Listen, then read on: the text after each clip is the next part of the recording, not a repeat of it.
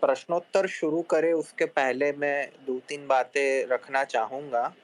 एक तो अगर आपको अनुकूल हो तो जो वेदांग में शिक्षा और छंद का जो भाग है, उस पे अगर आप थोड़ी रोशनी डालें तो वो अच्छा रहेगा।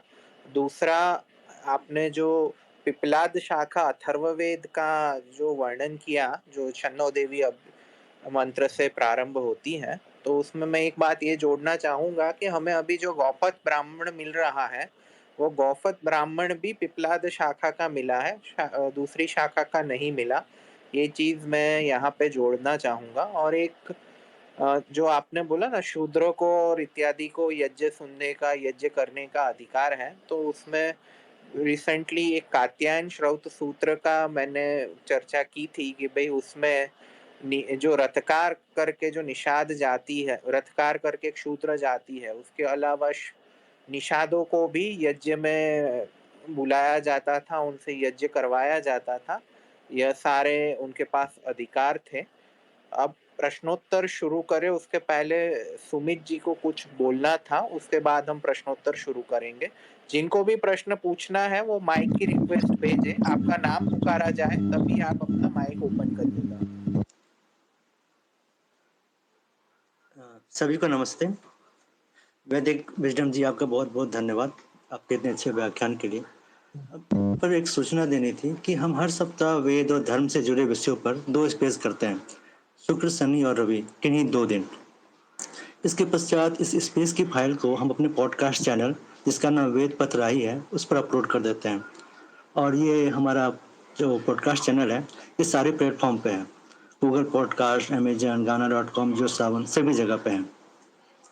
और हमारा अगला जो स्पेस है वो रविवार को है, जिसका विषय है हिंदू जाति के पतन के कारण।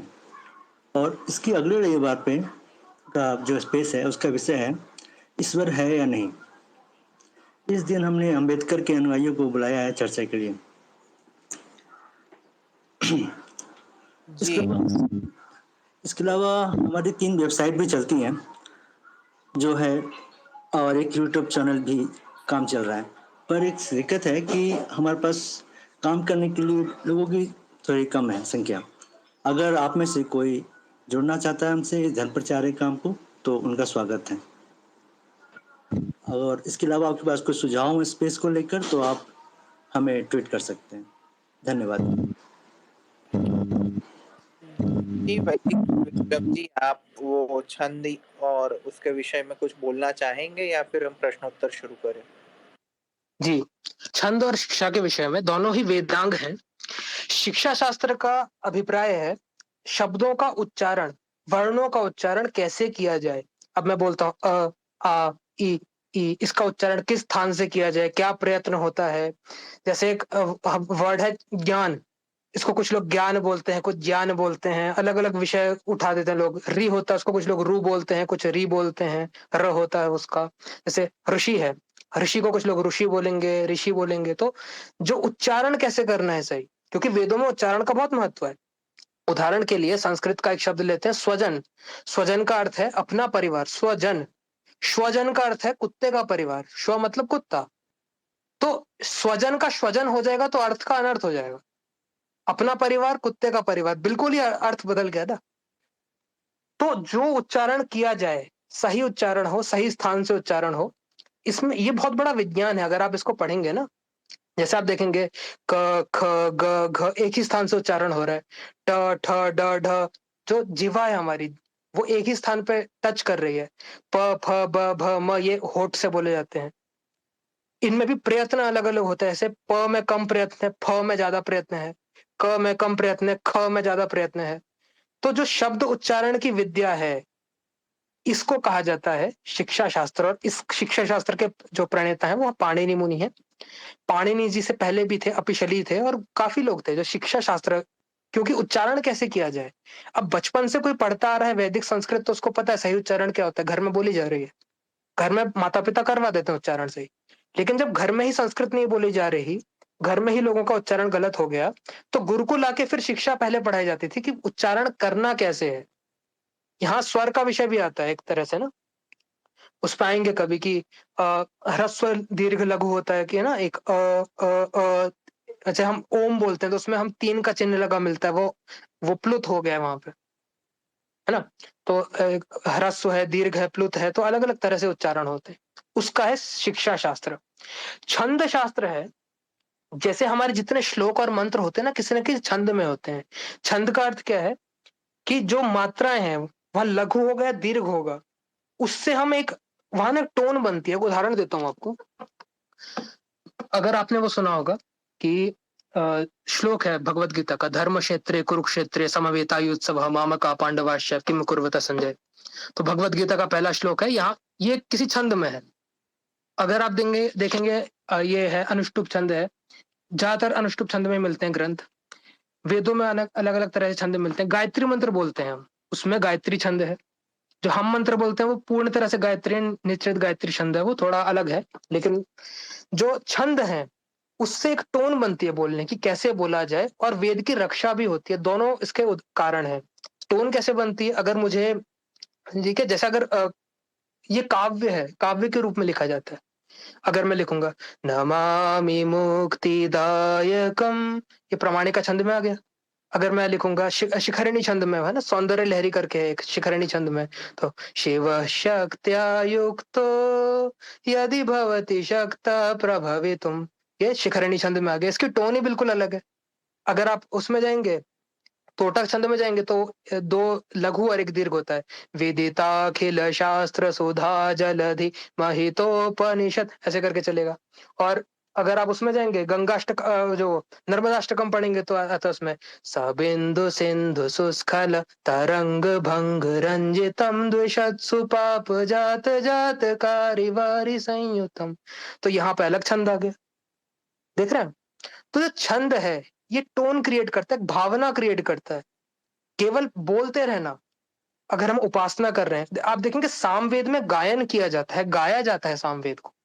गाने का क्या कारण है? भावना क्रिएट करना, अंदर मन में भावना उत्पन्न करना। मैं ईश्वर की उपासना कर रहा हूं तो मेरे अंदर भावना आनी चाहिए, श्रद्धा अंदर से आनी चाहिए। कैसे आएगी? संगीत सुनते हैं ना हम म्यूजिक सुनते हैं तो हमारे इमोशंस चेंज होते हैं ना म्यूजिक सुन के। दुखी होते हैं तो दुख वाला म्यूजिक सुनते हैं लोग, या अच्छा जॉयफुल म्यूजिक सुनेंगे तो अंदर से प्रसन्नता होती है। तो जो गायन है, जो टोन है, वो बहुत प्रभावित करता है हमारे अंदर क्या चल रहा है, उसमें मन में क्या चल रहा है, उसको बहुत प्रभावित करता है। और सामवेद की ज्यादा शाखाएं होने का एक कारण ये भी था कि गायन अलग अलग प्रकार से था, और सामवेद की शाखाएं लुप्त होने का कारण भी ये था कि लोगों का गायन बंद हो गया।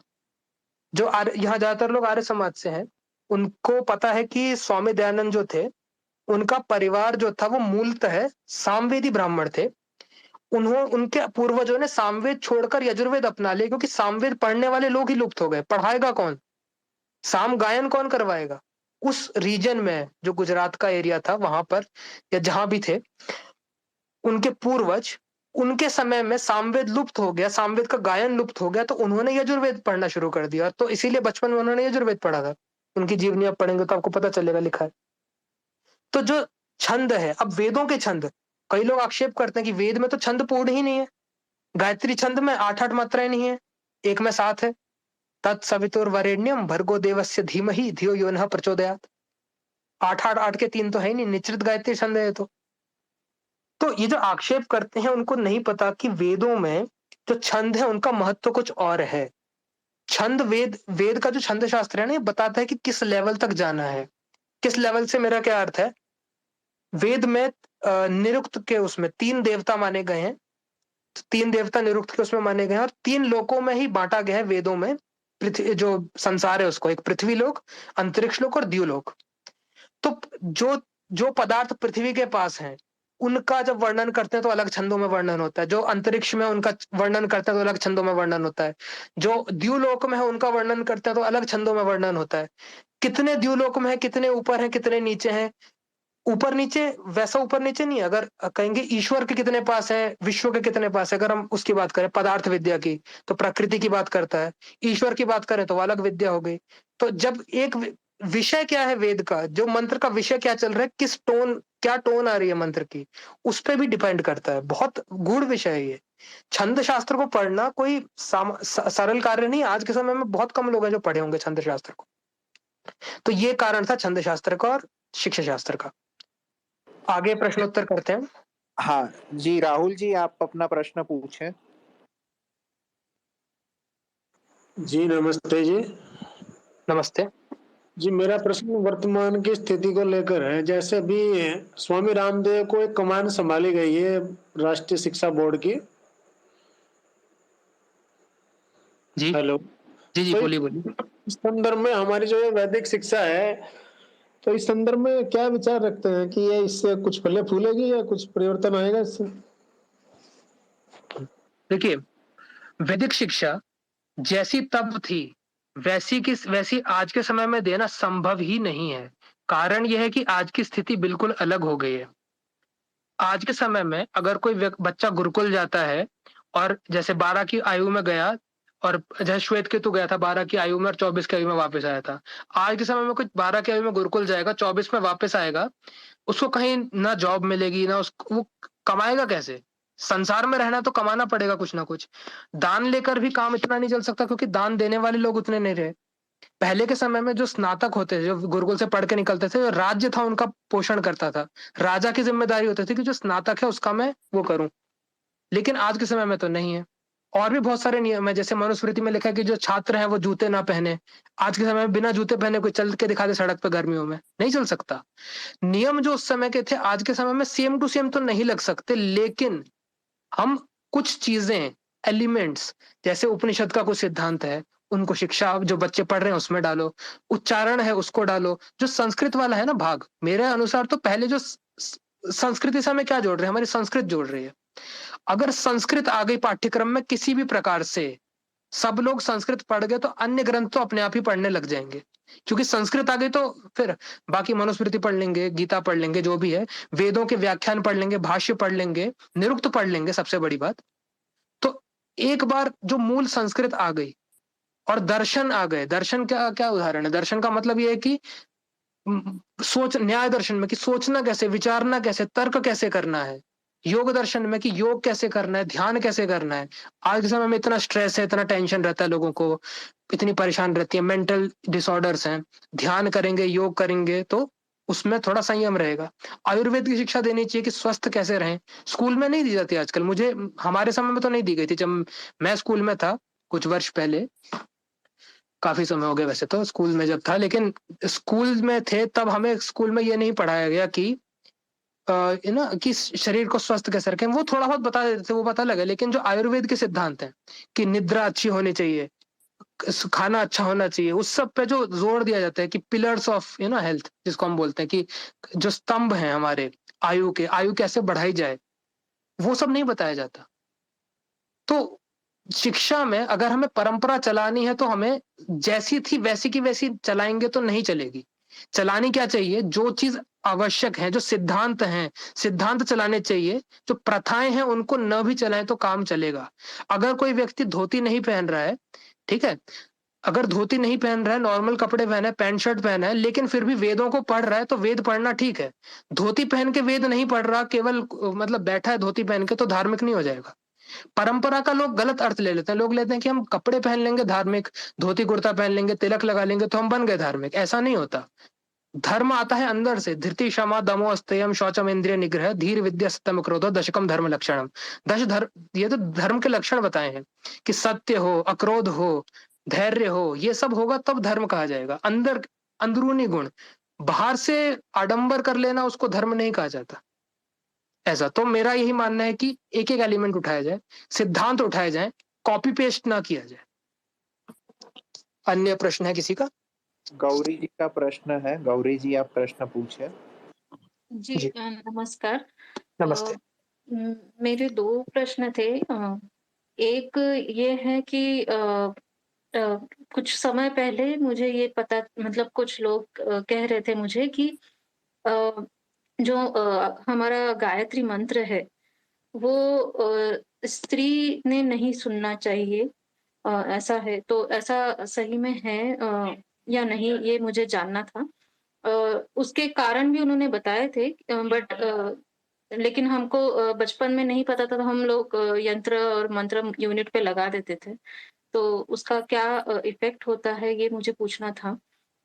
और दूसरा प्रश्न ये था कि हम राम रक जैसे कोई भी स्तोत्र मंत्र हो, जैसे राम रक्षा है, तो ये कहते हैं कि जो भी स्तोत्र है वो एक स्पेसिफिक लय और इसमें बोलने चाहिए। जैसे आपने थोड़ी देर पहले भी एक्सप्लेन किया। तो लेकिन सबको वो लय या ये नहीं जमता है, तो उस पे कितना ध्यान देना चाहिए जब स्तोत्र बोलते हैं तो? अ, धन्यवाद। ये 2 जी, प्रश्न हैं। पहले तो गायत्री मंत्र के विषय में। गायत्री मंत्र क्या था? इसको हम गुरु मंत्र बोलते हैं। जब कोई बच्चा गुरुकुल जाता था गुरु के पास पढ़ने, तो सबसे पहले उसको गायत्री मंत्र ही दिया जाता था। वहीं से माना जाता था कि अब ये द्विज हो गया है, अब ये पढ़ेगा, अब ये पढ़ने योग्य हो गया है। तो गायत्री मंत्र एक पासवर्ड की तरह है, जिसको गायत्री मंत्र आता है मतलब वो गुरुकुल गया था, ये था। तो वेद का वेद किसको दिया जाए, किसको न दिया जाए, योग्य कौन होगा मिलने के, चर्चा किससे की जाए, यज्ञ में किसको बिठाया जाए, ऐसी बातें बीच में आ गई। जब ऐसे प्रश्न आने शुरू हुए तो लोगों ने कहा जिसको गायत्री मंत्र आता होगा उस व्यक्ति को हम मान लेंगे कि गुरुकुल में पढ़ा हुआ है तो ठीक है, जिसको नहीं आता उसको नहीं मानेंगे। जब स्त्रियों की शिक्षा बंद हो गई, स्त्रियों की शिक्षा कब बंद हुई? हम प्राचीन काल पढ़ेंगे तो हमें पता चलेगा गार्गी थे, है ना? इतनी ऋषिकाएं थी, घोषा घोषा थी, और जो गार्गी थी, और जो जनक की सभा में बैठकर डिबेट कर रही हैं, चर्चा कर रही हैं, शास्त्रार्थ कर रही हैं ऋषियों से, याज्ञवल्क्य जैसे ऋषि से शास्त्रार्थ कर रही हैं। ऐसी जो ऋषिकाएं थी हमारी, कहीं से तो पढ़ी होंगी। मतलब अगर कोई वेदों पे शास्त्रार्थ करने जा रहा है तो उसको वेद तो आने चाहिए ना। इनको हम ब्रह्मवादिनी बोलते थे। ब्रह्म का अर्थ वेद भी होता है, ब्रह्मवाद का मतलब वेद को बोलना, ब्रह्म घोष। नीलमत पुराण में भी, अब कश्मीर का वर्णन करते हैं तो बोलते हैं कि वह ब्रह्म घोष होता था, वेदों का पाठ होता था। तो जो वेद को पढ़ता है उसको उसको बोलते हैं ब्रह्मवादी, और स्त्रीलिंग में बन जाता है ब्रह्मवादिनी। तो वेद का पाठ करने वाली स्त्रियां होती थी। अगर हम प्राचीन व्याकरण के विषय में पढ़ते हैं तो पता चलता है अपिशली का जो व्याकरण था उसको स्त्रियां भी पढ़ती थी। पढ़ने गई हैं गुरुकुल तो गायत्री मंत्र तो सीखना पड़ेगा, बिना उसके तो गायत्री मंत्र हो ही नहीं सकता। और संध्या के समय गायत्री मंत्र न पढ़े तो व्यक्ति द्विज हो ही नहीं सकता, वो तो शूद्र हो जाएगा। अगर द्विज रहना है, अगर किसी व्यक्ति को ब्राह्मण क्षत्रिय वैश्य रहना है तो संध्या जप तो करना पड़ेगा। संध्या जप में गायत्री जप होता है। तो गायत्री मंत्र जो था, ये जब से स्त्रियों की शिक्षा बंद हुई तब से स्त्रियों का गायत्री मंत्र जपने पे पाबंदी लगा दी गई। अब लोग उल्टे सीधे रीजन देते हैं, इसका कहते हैं कि कुछ हेल्थ में समस्या हो जाएगी, ये हो जाएगा, वो हो जाएगा। कुछ नहीं होता। इतने लोगों को जानता हूं मैं जो गायत्री मंत्र पढ़ रहे हैं, और 1-2 साल से नहीं, बचपन से पढ़ रहे हैं। कईयों को तो ऐसे को जानते हो 60-60 साल हो गए गायत्री मंत्र पढ़ते हुए, कुछ नहीं हुआ किसी को। ये केवल मिथ्या बातें हैं, केवल ना जो अंध परंपरा उसको बचाने के लिए। आज तक किसी का कुछ नहीं हुआ। गायत्री मंत्र तो खुद गायत्री, ये मंत्र ही इसका ना बोलते हैं कि गायत्री देवी का मंत्र है, लोग बोलते हैं। तो जब देवी का मंत्र है तो उसमें गायत्री कहाँ से आप वो कर देंगे, हम स्त्रियों को प्रतिबंध कर देंगे? नहीं, ऐसा कोई कहीं निषेध वेद में तो कहीं है नहीं। किसी भी ऐसे मूल शास्त्र में निषेध नहीं मिलेगा। ये नई नई परंपरा जो शुरू हुई है उसमें निषेध मिलता है। ठीक है, तो गायत्री मंत्र का हो गया। दूसरा आपने जो प्रश्न किया था, दूसरा क्या था आपका प्रश्न? कि जी, ये था कि कुछ स्तोत्र मंत्र एक जी लय वाला, हाँ ठीक स्पेसिफिक ठीक ठीक, ठीक लय है ठीक है। वाला। जी। तो जो हम लय में बोलते हैं, इसका बोलने का एक कारण है। कारण यह है कि जो भावना मन में आती है ना, वो लय से ही आती है। अब अगर आप कह रहे हैं किसी को जम नहीं रही लय, मतलब उसके मन में वो भावना नहीं है जो भावना वो उत्पन्न करने का प्रयास कर रहा है ना? अगर मैं ऐसे बोलता हूँ कि ना, अ, अगर मुझे कुछ जैसे वो पढ़ते हैं हम, ठीक है, शिखरिणी छंद में मैंने जो उदाहरण दिया था कि शिव शक्त्या युक्तो यदि भवति शक्तः प्रभवितुम। अब कोई दुखी मन से गाएगा तो नहीं निकलेगा ये, क्योंकि ये दुख वाली लय नहीं है। कोई सीरियस होके तो टोटक छंद में गा सकता है कि वेदेता अखिल शास्त्र सुधा, यहाँ सीरियस होके गा सकता है। लेकिन कई कई जगह पे ना एक अंदर से जो भावना उत्पन्न होती है वो मैच नहीं करती, वहां पर नहीं जमता। लेकिन मेरा यही मानना है कि अंदर जो भावना है, उस भावना को परिवर्तित करना हमारे हाथ में है। मन तो हमारे हाथ में है ना। हमारे ग्रंथ कहते हैं कि मन एवं मनुष्याणाम कारणम बंध मोक्षयो। बंधन और मोक्ष दोनों का कारण मन ही है। मन को कंट्रोल करेंगे तो सब कंट्रोल में रहेगा। तो ये जो अलग-अलग प्रकार के गान होते हैं, गायन किया जाता है, श्लोक पढ़े जाते हैं, ये मन के लिए हैं हमारे, कि हमारा मन सही दिशा में चल जाए। कोई दुखी है तो अगर हम कहते हैं ना, संध्या वंदन करने से पहले कि आंखें बंद करके बैठते हैं, गायत्री मंत्र का जाप करते हैं, फिर संध्या करेंगे, उसके पहले बहुत सारे प्रोसीजर होते हैं संध्या में, है ना? एक वो मनसा परिक्रमा होता है ना? तो मनसा परिक्रमा में हम चारों तरफ वो भावना उत्पन्न करते हैं। मनसा परिक्रमा का उद्देश्य ये है कि मन में भावना उत्पन्न करना। जो मूल संध्या गायत्री जप है वो उसके बाद आएगा, उपासना आएगी उसके बाद आएगी। अभी तो हम मन को तैयार कर रहे हैं। तो संध्या वंदन में भी हम यही करते हैं कि अपने मन को प्रिपेयर करते हैं मनसा परिक्रमा करके। तो मन को प्रिपेयर करना, अगर किसी का नहीं जम रहा है तो मेडिटेशन करके, कैसे भी करके, अलग-अलग तरीकों से किया जा सकता है। लेकिन ऐसा नहीं है कि लय में नहीं बोलेंगे तो कुछ नुकसान हो जाएगा या कुछ हानि हो जाएगी, ऐसा नहीं है। अगर नहीं लय में बोल रहे, नॉर्मल भी बोल दिया, तो भी कुछ समस्या नहीं है। शुरू में मैंने मंत्र बोला था, वेदाहमेतं पुरुषं महान्तम, ऐसे करके लय में बोला। अगर मैं ऐसे बोलता, वेदाहमेतं पुरुषं महान्तम, अलग लय आ गई। पीछे की भावना बदल गई थोड़ी-सी। मैं पहले में थोड़ा आनंद में था, दूसरे में थोड़ा सीरियस उसमें था। लेकिन मंत्र तो वही रहा। मेन जो है वो अर्थ से संबंध है। भावना तो, लय का तो कारण केवल भावना है, बाकी तो मंत्र और अर्थ का जो संबंध है वो तो रहता ही है। ठीक है, अन्य कोई प्रश्न है किसी का? धन्यवाद जी। अमरचंद जी का प्रश्न है, अमरचंद जी प्रश्न पूछे।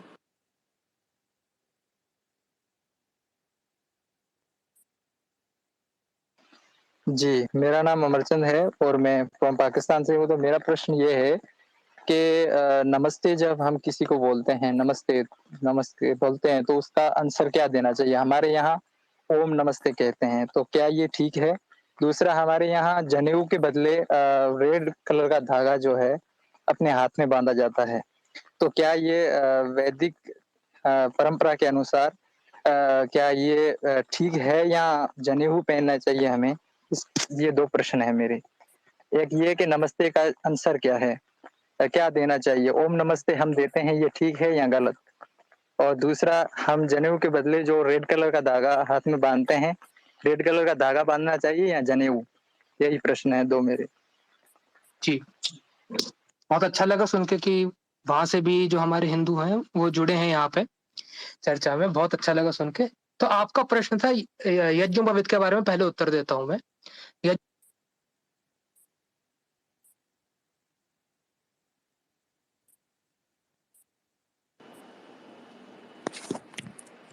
गलती से सबको म्यूट हो गया है, आप देखिए, आप अनम्यूट हो सकते हैं। जी, जी, जी। हाँ जी, सॉरी। कोई बात नहीं। तो यज्ञोपवीत का जो विषय था, यज्ञोपवीत के लिए जो मंत्र हम बोलते हैं, यज्ञोपवीतम परमम पवित्रम प्रजापतेर्यम सहजम परस्तात् आयुषमग्रम प्रतिमंच शुभ्रम, वहां पे हम शुभ्रम, शुभ्र जो वर्ण है, शुभ्र मतलब सफेद, तो हम सफेद की बात करते हैं। यज्ञोपवीत का वर्ण जो है वो सफेद ही होना चाहिए, श्वेत वर्ण की ही होनी चाहिए। लाल रंग का अगर आपको उपलब्ध नहीं हो रहा तो कोई बात नहीं, आप आपत्ति में तो कुछ भी पहना सकते हैं, उसमें कोई, क्योंकि हमें सिंबॉलिक मीनिंग लेना है, यजुर्वेद का सिंबॉलिक मीनिंग लिया जाता है। कुछ सिंबोलिज्म कम हो जाएगा, श्वेत वर्ण का भी कुछ महत्व है वहां पर, लेकिन नहीं लेते तो भी कोई समस्या नहीं है, वहां पे समस्या नहीं आएगी। अगर मतलब आपको समस्या लग रही है, मतलब आपको नहीं मिल पा रहा है श्वेत वर्ण का, तो आप दूसरे वर्ण का भी पहन सकते हैं। लेकिन ऐसा नहीं है कि उसका मतलब कुछ हानि हो जाएगी। कई लोग कहते हैं कि अगर ये ना कुछ नहीं किया, वैसा नहीं किया तो कुछ हानि हो जाएगी, वैसा नहीं है। ठीक है, तो उसका ध्यान रखना है। और दूसरा जो आपने बोला नमस्ते का, नमस्ते का जो अर्थ है, नमस्ते का अर्थ होता है कि, है ना, नमः ते, आपके लिए नमन, इस अर्थ में हम नमस्ते का प्रयोग करते हैं। ठीक है, ते जो शब्द है चतुर्थी विभक्ति में लिया जाता है संस्कृत में, जिसको पता होगा। तो जब हम बहुवचन में बोलते हैं तो हम नमो वह बोल देते हैं। जैसे मैंने प्रारंभ में बोला था, नमो वह, नमो वह मतलब आप सभी को नमन, नमस्ते मतलब आपको नमन, किसी एक व्यक्ति को। तो कोई नमस्ते बोलता है और आप उसके उत्तर में ओम नमस्ते बोल रहे हैं, तो उसमें कोई भी समस्या नहीं है, बिल्कुल ठीक है।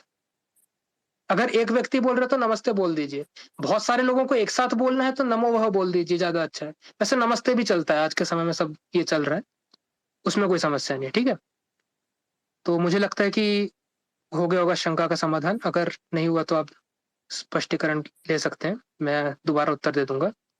खूब-खूब धन्यवाद। अन्य किसी को प्रश्न है तो आप रिक्वेस्ट भेज सकते हैं।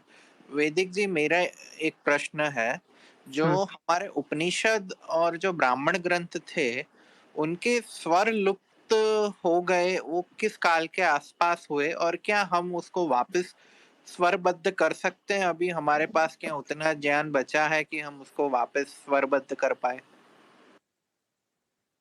जी, बहुत से ऐसे शास्त्र थे जो पहले स्वर सहित थे और उनका स्वर जो है वो लुप्त हो गया है। बहुत से ऐसे थे। जो स्वर लुप्त हुए जहाँ-जहाँ पर, उनको स्वर स्वर से अर्थभेद हो जाता है, इतना हमें पता है। कुछ स्थानों पर तो हमारी क्षमता है कि हम स्वर को वापस ले आएँ। अन्य स्थानों पर लाने के लिए काफ़ी परिश्रम करना पड़ेगा। वो डिपेंड करता है ना कहाँ पर लिखा है, क्या कॉन्टेक्स्ट है, किस कॉन्टेक्स्ट में बात चल रही है। कहीं-कहीं तो तुरंत समझ में आ जाता है कि यहाँ पे ये स्वर होगा, कहीं-कहीं पे समझ ही नहीं आता। तो जहाँ समझ नहीं आता वहाँ पर बुद्धि का प्रयोग करना पड़ेगा। अब आज के समय में ऋषि लोग तो हैं नहीं। कोई ऋषि होता तो वो बता देता कि यहाँ ये स्वर लगना चाहिए, यहाँ ये स्वर लगना चाहिए। अब कोई साक्षात्कृत धर्म है नहीं, तो हमें अपनी बुद्धि द्वारा, अपने सीमित ज्ञान द्वारा हमें सोचना पड़ेगा कि हम कहाँ लगना चाहिए, कहाँ उदात्त होगा, कहाँ अनुदात्त होगा, कहाँ स्वरित होगा। तो उसको देखने के लिए अब जैसा मैंने बोला कि कहीं समास बन रहा है तो कौन-सा समास बन रहा है, प्रकरण से उठा लेंगे तो वहाँ कौन-सा स्वर लगेगा, बना लेंगे। कुछ स्थानों पर समस्या हो सकती है, तो उसका देखना पड़ेगा कि कैसे किया जाएगा। ठीक है? जी, अल्लामा जी का प्रश्न है। जी। नमस्ते, मेरा नाम काल है, मैं हैदराबाद से हूँ। मेरा प्रश्न ये है कि आपने कहा था कि जो स्वर होते हैं मंत्रों के, उसका उससे अर्थ भी बदलता है। आप इसके बारे में कुछ और बता सकते हैं? जैसे मैंने सुना है कि भाव जो है वो छंद से जुड़ा हुआ है, लेकिन जैसे चाइनीज़ भाषा में अगर स्वर अलग है तो शब्द का अर्थ ही बदल जाता है। तो ऐसा ही था वेदों में या कैसा था? जी, एक बहुत प्रसिद्ध उदाहरण है, इंद्रशत्रु करके बोलते हैं कि किसी ने इंद्रशत्रु में गलत स्वर बोल दिया, तो जो इंद्र को मारेगा उसका अर्थ बदल गया, जिसको इंद्र मारेगा अर्थ ही उल्टा हो गया। स्वर भेद से अर्थ कई बार उल्टा भी हो जाता है। स्वर इसीलिए बहुत महत्वपूर्ण है।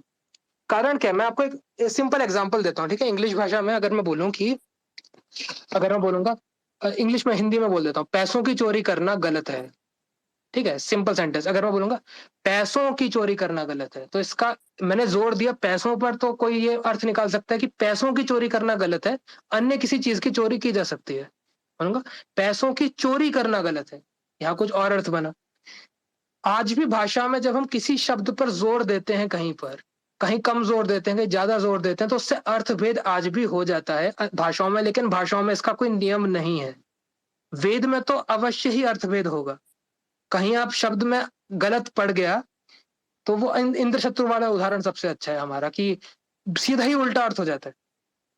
जो इंद्र को मारेगा या जिसको इंद्र मारेगा।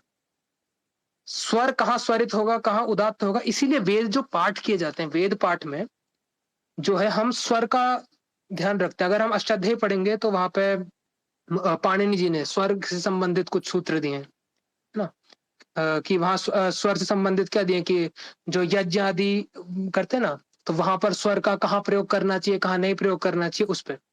ये उच्चैरुदात्त, नीचैरुदात्तः, समाहारः स्वरितः, तस्यादित उदात्तः ह्रस्वम् एकश्रुति दूरात् सम्बुद्धौ यज्ञ कर्मण्य जपन्यो खसामसु। तो कौन से यज्ञ में उच्चारण करना चाहिए, कौन से में नहीं करना चाहिए, कहाँ पर अर्थ बदल जाता है, कहाँ नहीं बदलता है, इसमें व्याकरण के भी नियम लगते हैं कहीं-कहीं। तो बहुत विषय तो बड़ा विषय है, लेकिन सिंपल सा आंसर ये है कि स्वर से अर्थभेद होगा, बिल्कुल होगा, और उल्टा अर्थ भी हो जाएगा। छंद से केवल भावना परिवर्तित होती है, वहाँ ये परिवर्तित हो रहा है पूरे, जैसे अगर मैं कोई एक सेंटेंस बोल रहा हूँ, पूरे सेंटेंस के पीछे क्या भावना है, नेगेटिव इमोशन है या पॉजिटिव इमोशन है। आज के समय में बोलते हैं ना, हम न्यूज़ पढ़ते हैं तो हमें पता चल जाता है कि जो लिख रहा है, या कोई ट्वीट पढ़ते हैं तो पता चल जाता है जो लिख रहा है उसके मन में क्या भावना है। वो पॉजिटिव भावना से बोल रहा है, नेगेटिव भावना से बोल रहा है, सार्कास्टिकली बोल रहा है या फिर असली में बोल रहा है। वो भावना क्या है, वो पता चलती है छंद से। और जो अर्थ क्या लेना है, क्या अर्थ बन सकता है, वो पता चलेगा स्वर से। तो यहाँ पे ऐसा बनता है। ठीक है? और कोई प्रश्न है? जी, अब काफ़ी चर्चा हो गई। अपना 10 बजे तक का व्याख्यान था, सवा 10 से ऊपर हो गया। आपने बहुत अच्छी बात की। आपका जो प्रगाढ़ नॉलेज है, उन सब का हमको लाभ मिला और हमें आशा है, अपेक्षा है कि भई आपके ये व्याख्यान का लाभ हमें भविष्य में भी मिलता रहेगा। अब हमारी लालच और बढ़ गई, आपको बार-बार बुलाएँगे। अब शांति पाठ करके आज की सभा का विराम करेंगे। वैदिक विज़डम जी, आप शांति पाठ करवाएँ कृपया। जी। ॐ द्यौः शान्तिरन्तरिक्षं शान्तिः पृथिवीं शान्तिरापः शान्तिरोषधयः शान्तिः वनस्पतयः शान्तिर्विश्वे देवा शान्तिर्ब्रह्म शान्तिः सर्वं शान्ति शान्तिरेव शान्ति सामा शान्तिरेधि ओम शांति शांति शांति। ओम। जुड़ने के लिए सभी का धन्यवाद। आप लोगों ने बहुत अच्छे प्रकार से सुना। आगे भी हम प्रयास करेंगे कि ऐसे ही विषयों पर जिन पे लोगों को सुनने की रुचि हो, उन विषयों पर हम लाते रहें अपनी चर्चा। ओम।